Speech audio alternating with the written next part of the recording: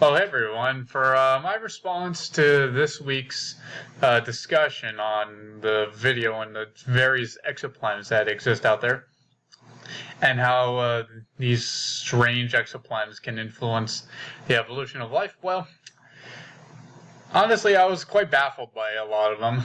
The idea of there being a planet out there that's so dark that light cannot penetrate, but at the same time it's so hot underneath it that it glows red, or the idea of a planet made of diamonds, or a lot of other things, like even a planet just made completely of water, aside from its core.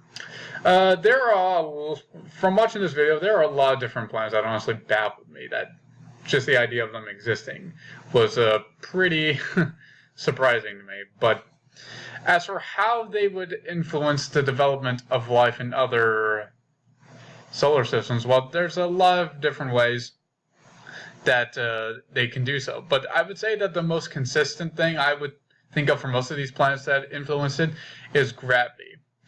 If you remember if you remember about the Diamond Planet, or the one that's made completely of water, or even the planet that is right next to the sun and is literally being eaten alive, if I remember correctly, supposedly.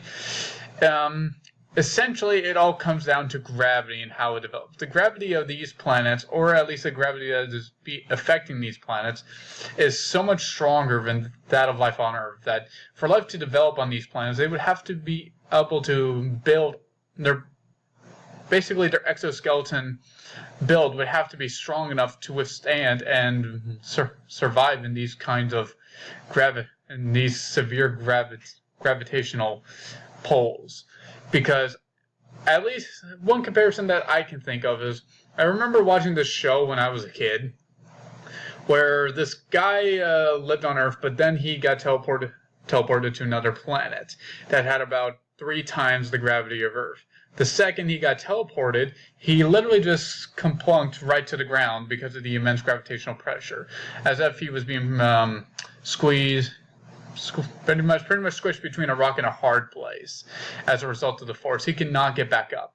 So life organisms, as a result of these various gravities, would have to be able to develop themselves to a point where they are strong enough to resist the force of this gravity.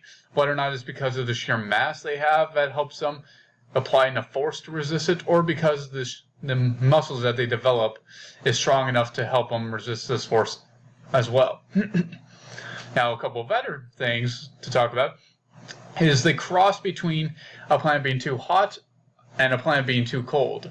I remember them talking about this one planet in the video that was very similar to Earth in the fashion that it was very rocky, but the difference is that it doesn't have that axis that allows the planet to spin around and around like ours.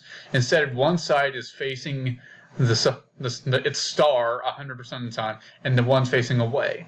So that would develop life in very different ways. There's obviously the habitable zone that is talked about on that planet that would enable life to develop pretty much in similar ways on Earth.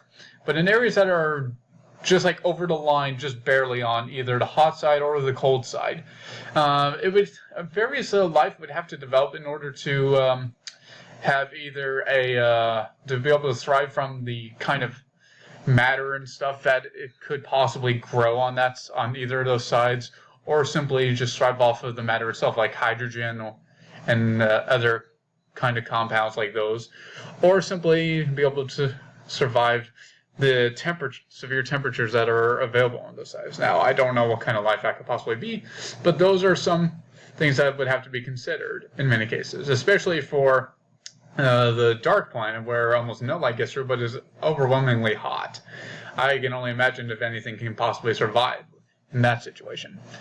And lastly, I would say that there is the one planet that is much like Earth, but is basically a huge ocean. I think that it's very like Earth because of the kind of temperatures that it offers, as well as the gravitational pull. Could probably be similar, aside from very close to the core, as we know. That's basically complete ice, which is very interesting. Much like the other planet that's made of diamond, the sheer gravity made us that way. Those are kinds of carbon compounds can actually form without any temperature difference. But in that kind of a situation where the world is completely made of water, I would say that as long as there's water on any planets, of those planets, that life has at least a bit of potential to happen. Now, if you remember the moon called Europa in our solar system, I believe it's one of Saturn's moons. I'm pretty sure it's one of Saturn's moons, but that moon has an ocean right underneath its ice surface, and scientists have been theorizing that life could exist below that, in that under the ice ocean, and it's the closest thing that we could find to life in our own solar system. But the important piece in the end is that so long as there's water out there in the solar system, much like that planet that's completely made of water and is similar to Earth, at least in the fact that it has water, that life can exist because it is, at least to our basic understanding of life, water is the most essential component in the development and evolution of any life on any possible planet.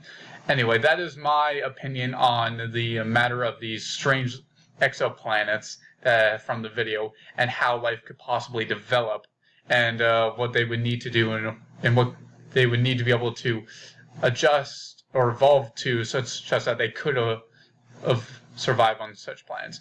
Anyway, let me know. I'll be looking forward to seeing what you guys have to say in the future. Farewell.